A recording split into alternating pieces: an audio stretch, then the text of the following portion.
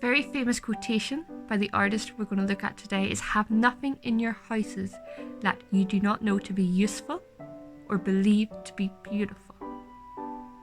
And that's going to set up what we're looking at today.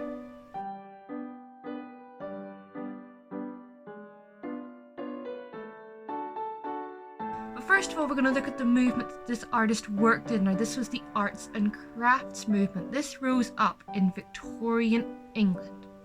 Now, what do you know about Victorian England? Why during this time were cities getting bigger?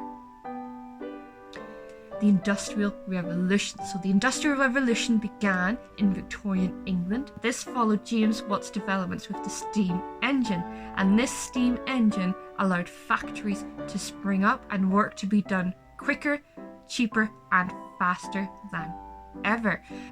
The artists within the arts and crafts movement saw these factory designs as almost fake and dishonest, because they were made quickly and cheaply and often without skill, care, design and finesse.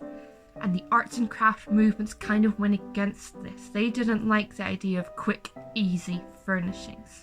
They wanted rich, handcrafted furnishings that were made by an individual who was skilled and spent many years developing and working on their craft and their own personal expression.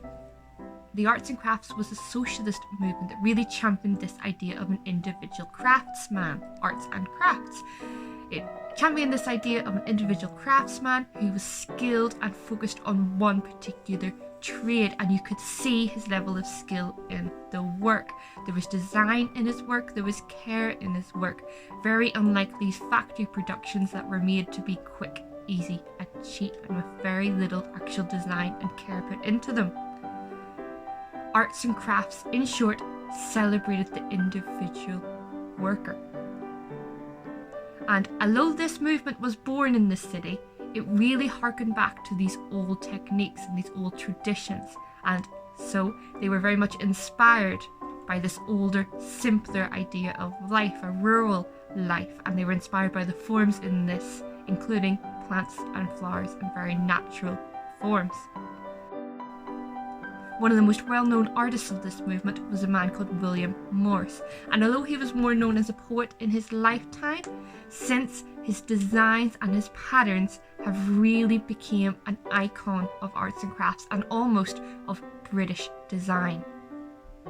He famously said, "We do not reject the machine, we welcome it, but we desire to see it mastered." Arts and crafts and William Morris was very much focused on mastering a skill. A little bit about the man William Morris. He was born in 1834 in a very privileged, well-off family, so he had quite a good upbringing. And from a young age he was really attracted to an idea of historical romance. He was more drawn to the methods and results of individual craftsmen, finding enjoyment in personal handcrafted items. So William Morris and his new wife Jane Burden commissioned a house for them to live in. They wanted a special, unique house just for them. Whenever they did move into this house, they found it really difficult to find furnishings that they would enjoy to be surrounded by, finding it difficult to find really natural, handcrafted objects in this industrial revolution that they were living in. So they spent 2 years with the help of their fellow art friends creating and furnishing their own house with specially designed, handcrafted materials. This experience prompted the creation of the interiors company, Morris, Marshall, Faulkner and Co. This was later solely owned by Morris and became the Morris and Company.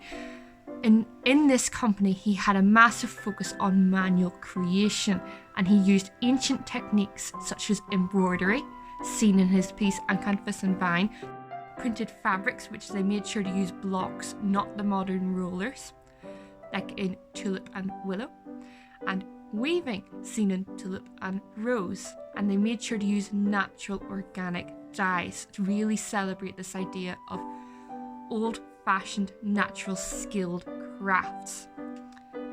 The patterns that he designed in Morris & Co. were used in carpets, curtains, wallpapers, furniture, and many, many more.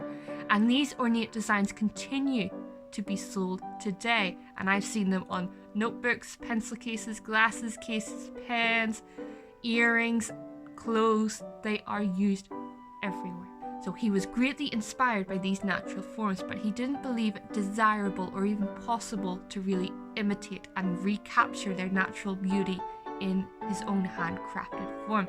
He knew that he had to take his own imagination and put his own creativity, his own interpretation, his own translation of what he saw into what he could create. So William Morris is one of the most celebrated British artists to this day. His works still continuously sell, are still produced, and are still celebrated throughout the world. So this leads us on to our activity for today. So the first part of your assignment for today is to answer some questions on William Morris. Now, you can put as much or as little effort into the layout and the presentation of this page as you want. Think about our Kibashi and our Impressionist artist pages. If you want to go all out and create it really designed and beautiful, you may. If you simply want to put a title, underline it, answer the questions, that is completely fine as well. Of course, I would love if you challenged yourself to really put some effort and design into the presentation and really explore your inner artist.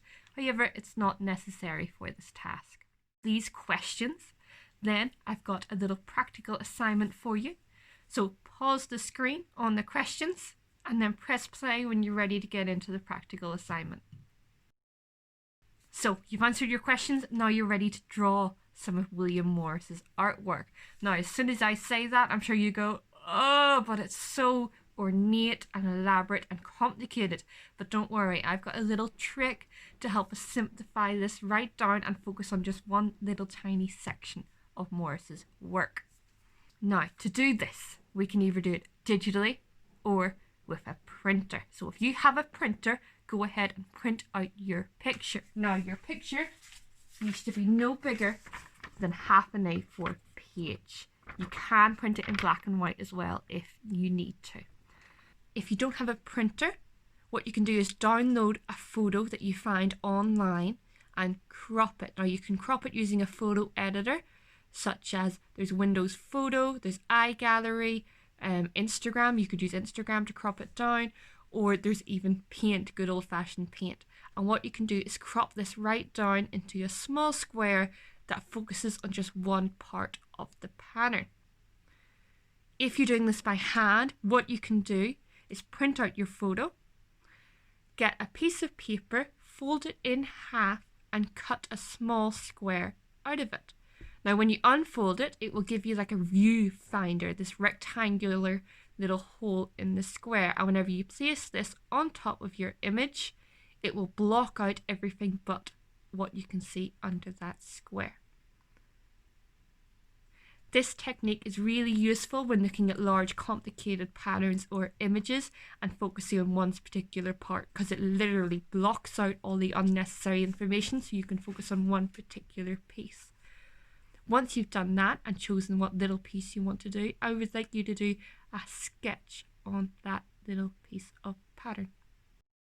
Focus on Morris's use of line and shape, because next week we are going to start to think about creating our own floral patterns.